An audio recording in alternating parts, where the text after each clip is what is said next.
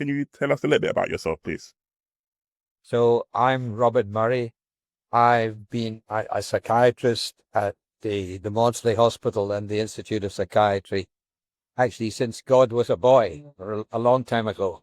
In 19, I came to the Maudsley Hospital in 1972, and I've stayed here ever since, apart from spending 1 year in Washington, D.C. at the National Institute of Mental. So my interest has been particularly in people who have psychosis. And so I'd be very much involved in treating them and also in trying to understand the illness or the illnesses from which they suffer. So doing a lot of research into these areas. That sounds really interesting.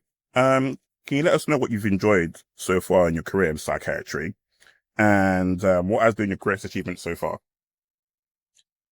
So the things I've enjoyed the clinical work very much, and it's a fantastic privilege to sit with people and have their confidence, and they're willing to talk with you and give details about the most difficult times of their lives. So to start is a great privilege, and then to see whether you can help them in some way, either with talking with them or advising them, or with medications. And then when you see they're so much better, uh, that that's just I mean, that's the thanks that we need as clinicians when we see patients getting better. And the other thing I've greatly enjoyed has been working with academic colleagues. In our academic life, there's a lot of ambition and a little bit of rivalry. But I have found that if you get on with your academic colleagues and you're reasonably generous to them, they're generous back, and that greatly facilitates things. And one of the great things of being a professor is that you see before you lots of young people come to be trained in psychiatry or the basic sciences, and you can see a really clever young person, and you can give them a sort of half-baked idea for research, something you've sort of thought up in the past or in chatting in the canteen, and you can give them such an idea, make it, transform it into a wonderful research project. So that's I can often say, people say, "Oh, it's you've been a great mentor to young people," but I do that because of the feedback you get, that you learn much more from the young people than they do from you, probably. Thank you. That's great. You've always had a very long career in psychiatry. Can you tell us about a barrier you may have faced and how you overcame it at all? I've been racking my minds for this, and there have been irritations, and but no horrendous barriers. I mean, I think in clinical practice, in the NHS and also within universities, the biggest hazard is disorganization, because every so often some new manager comes in and says your services or your research is only 70% or 75% efficient. We're going to change things to improve it. So you spend about 2 years and with all this disorganization, and at the end of it, your research is 60% deficient, and it takes about 5 years to recover from the manager's supposed improvements. So the health service has just been plagued now. But whenever there's a shortage of money, they decide to rearrange the deck chairs, and this usually causes more trouble than it's worth. I think managers are beginning to realize that this is not a great approach. So this has been something which not only me, but clinicians up and down the country will have been plagued with. But I have the impression that we're perhaps through the worst of this. But personally, I've found people extremely helpful, and other than the fact that we don't have good enough treatments for our patients, I haven't found any major barriers for me personally. That's very interesting. We already asked you about the greatest achievement. Obviously, you did the most recent win of the Lifetime Achievement Award at the Psych Awards. Is there anything else in your professional career you think you can still achieve at all? Well, I'm slightly grumpy about receiving this Lifetime Award, because this implies that my life is over. And indeed, my contribution to psychiatry is over. So in my heart, I'm saying I'm only accepting half of this award. And I'm going to go back to the president of the Royal College in 10 years' time and say, I'll take the other half now, because I hope I might still be able to contribute a little bit. So anyway, that's the award. The thing I'm most pleased about is directing attention towards the fact that heavy cannabis use can cause psychosis. 30 years ago, nobody thought cannabis could cause psychosis. And I remember being relatives, parents, siblings saying to me, do you think my son or my brother's psychosis could have anything to do with the huge amount of cannabis he's smoking? He's smoking cannabis from morning till night.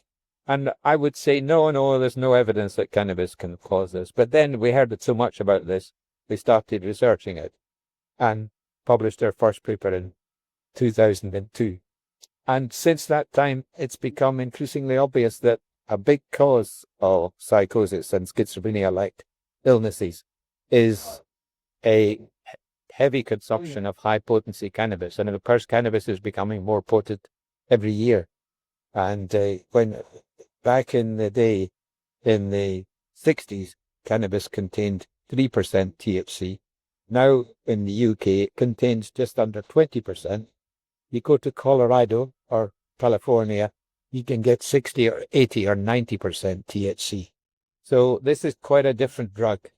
And in the old days, you had to smoke very heavily for several years before it would impact on your mental state. Now you go to California and unwisely consume 80% THC, you can go psychotic in a night. So I'm pleased to have been involved in identifying this. I'm not pleased with the extent of which the public have been educated about it. I don't think the government has done nothing to educate the public about this. And the College of Psychiatrists has done a bit to give them credit, and in particular our current resident. But personally, I think we're at the beginning of an epidemic of psychosis caused by drug abuse, not just cannabis, but by amphetamines and ketamine and cocaine and other drugs. So I think psychiatrists, sadly, are going to be rather busy in the future. Yeah, understandable. So just to sign off, obviously, thriving psychiatry is about, retaining people in psychiatry and encouraging them to, just to thrive, as the slogan says. Do you have any advice for people currently in psychiatry thinking about, leaving, and what would you tell them to encourage them to stay within the field?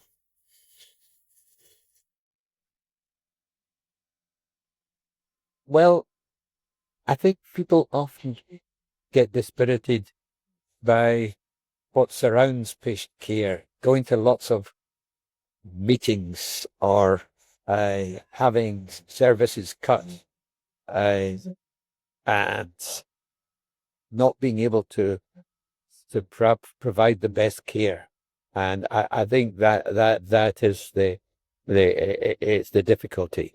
It's hard for an academic like me to give advice in this, because academics, we do 1 or 2 days of clinical work. And So we can put up with the inconveniences and the difficulties of the fact that you're interviewing a patient in a room which is covered in mold and ought to be condemned by the public health. So the inadequacies of the NHS for people involved in this is a funny thing for me to say because I've been devoted to the NHS all my life, but I think sometimes psychiatrists find it valuable to do maybe an afternoon or maybe 2 afternoons a week seeing patients privately, because there you can devote an hour's attention to the patient rather than 10 minutes in the NHS. And I think this is what the NHS ought to be like. But this is more rewarding for the patients, and it's better for the psychiatrists. Within the NHS, what I would say is having continuity with your patients. Just seeing a patient once and then they go off to another part of the system isn't very rewarding. But being able to follow people from the worst of their illness and seeing them get better. Now, I've been seeing some patients. The longest I think is since 1982. So what is seeing the same patient over 40 years? I mean, that's not because they're terribly ill, but they were terribly ill, and now I see them maybe once every 6 months or once every year, or in some patients just when they need to see me, and that is so much rewarding, more rewarding. So if psychiatrists can arrange things so that they see they're involved in the continuity of care, I think you get much more fun and reward out of that. Thank you. That was a great talking to you, Sir Robin. The responses are fantastic. Thank you for taking time out to speak to us.